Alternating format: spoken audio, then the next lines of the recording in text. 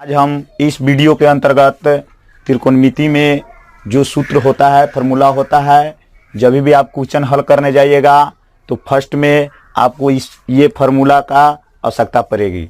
इसलिए इस फार्मूला पर आज हम लोग चर्चा करेंगे। फर्स्ट में साइन थीटा बराबर लंब बटा कर्ण या पी बटा एच, और इसी साइन का उल्टा होता है कौशिक थीटा बराबर कर्ण बटा लंब या एच बटा पी।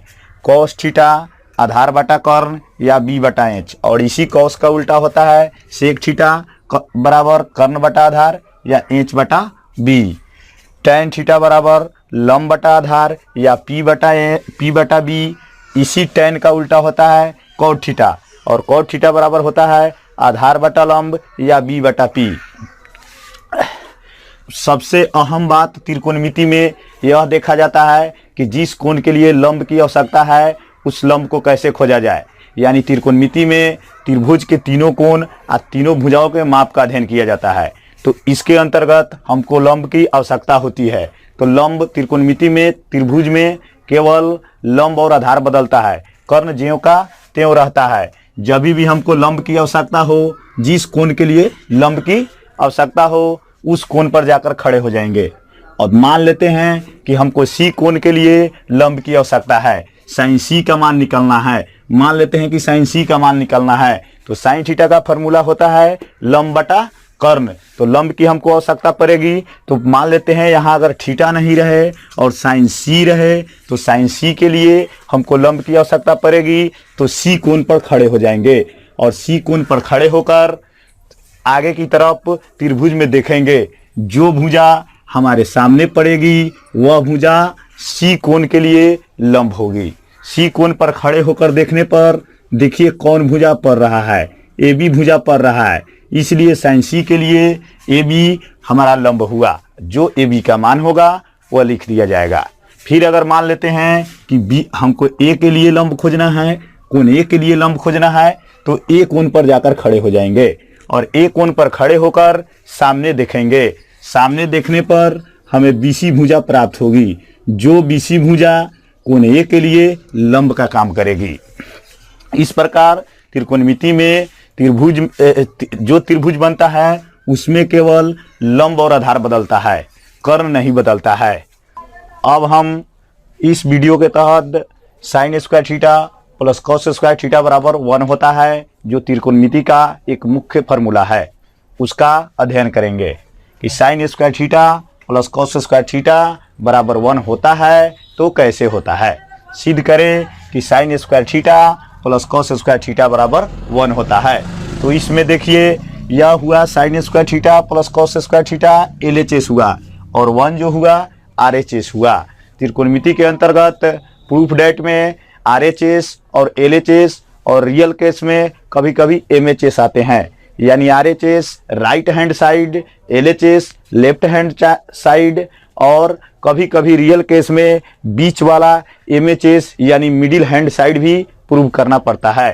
तो यहाँ पर हमारे पास केवल LHS और RHS है, और हमें दिखाना है कि sine square theta plus cos square theta बराबर 1 होता है। यानी LHS को RHS के बराबर करना है। आइए हम यहाँ देखते हैं sine square theta plus cos square theta बराबर 1 होता है तो कैसे होता है।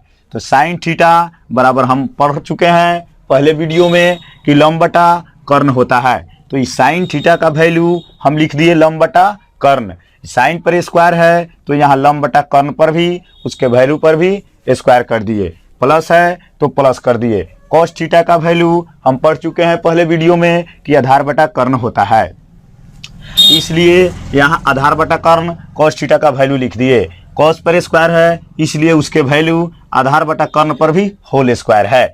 लंब बटा कर्ण का होल स्क्वायर का मतलब यानी लंब पर भी स्क्वायर है और कर्ण पर भी स्क्वायर है, तो दोनों पर स्क्वायर करेंगे। लंब पर भी स्क्वायर कर दिए, बटा कर्ण पर भी स्क्वायर कर दिए, प्लस है तो प्लस लिख दिए। आधार पर स्क्वायर कर दिए, कर्ण पर स्क्वायर कर दिए। अब यह देखिए किस तरह दिख रहा है, बटा पर के जोड़ की तरह दिख रहा है। बटा पर के जोड़ में हम सबसे पहले क्या करते हैं, निचले वाला जो अंश हर होता है, अंश बटा हर में जो हर होता है उसका हम LCM लेते हैं, और LCM लेने से पहले वाले अंश से उस एलसीएम में भाग देते हैं। तो कर्ण स्क्वायर और कर्ण स्क्वायर का एलसीएम कर्ण स्क्वायर हुआ और कर्ण स्क्वायर से कर्ण स्क्वायर में भागा दिए तो 1 हुआ और 1 में लंब स्क्वायर से गुना किए तो लंब स्क्वायर हुआ। प्लस है तो प्लस है। फिर कर्ण स्क्वायर से कर्ण स्क्वायर में भाग दिए तो 1 हुआ और 1 में आधार स्क्वायर से गुना किए तो आधार स्क्वायर हुआ। हम पहले वीडियो में पढ़ चुके हैं कि पाइथागोरस महोदय ने बताया है कि त्रिभुज में कर्ण का स्क्वायर, लंब का स्क्वायर और आधार के स्क्वायर के योग के बराबर होता है। तो यहाँ देखिए ये लंब का स्क्वायर और आधार का स्क्वायर है जो कर्ण स्क्वायर के बराबर होता है, इसलिए इसे हटाकर यहाँ कर्ण का स्क्वायर लिख दिए हैं और कर्ण स्क्वायर बटा कर्ण स्क्वायर कटेगा तो 1 आएगा, इसलिए LHS बराबर RHS आपका प्रूफ हो गया। अगला वीडियो अब आपके साथ एक्सरसाइज के साथ मिलेगा जो 8.4 से स्टार्ट होगी क्वेश्चन नंबर 1 से। अगर मेरे द्वारा दिखाया गया वीडियो आपको अच्छी लगी तो शेयर कीजिएगा और लाइक कीजिएगा।